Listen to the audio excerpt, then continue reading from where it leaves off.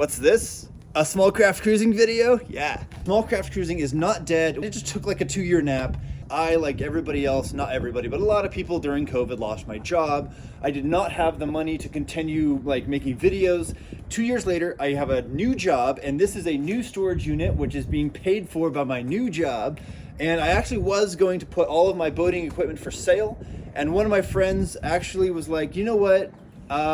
I want you to keep making videos, and I actually have some supplies and things saved up, ready to go. I just never had the money and the ability with COVID and other things to actually like make the content. The first few videos, that was all done with my own pocket. But if you want more content, it costs money, and I need help from you guys to make more content. So I might as well give you a bit of a sneak peek on what we have to come. And basically, you know that I restored this boat myself, and I didn't do it cheaply, but I definitely did it on a budget. The spray paint rattle can paint job here, you can see it's just, I put about 2,000 miles on this trailer since I painted it, going from California to not California, and then to my new place now. A lot of road rash on this, just from the rock chips and such. So we're gonna have to fix the rust, repaint it. The seat that I built, it was a cool design, but it broke, and so I gotta redesign that. And yes, we're still in a storage unit, but this beautiful Suzuki 25 horse has been brilliant, but it needs service because it's been a few years, and a few other things. So look forward to that in my next video.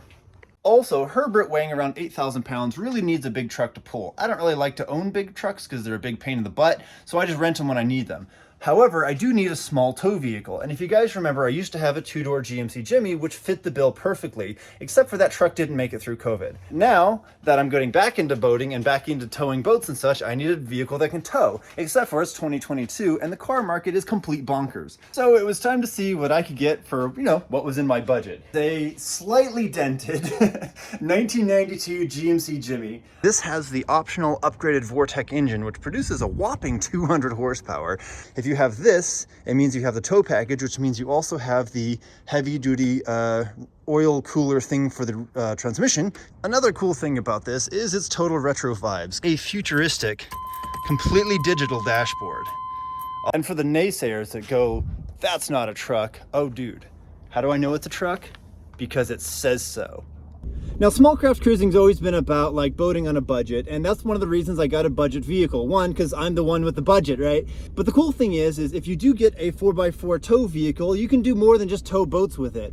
And that inspired me to start a second channel that is not boating related, but it's all adventuring related. So it's gonna be me, a GMC Jimmy, and the GMC Jimmy's roof rack, and it's called Adventure on Top. And the idea is what can we do with an old 4x4 with a nice roof rack?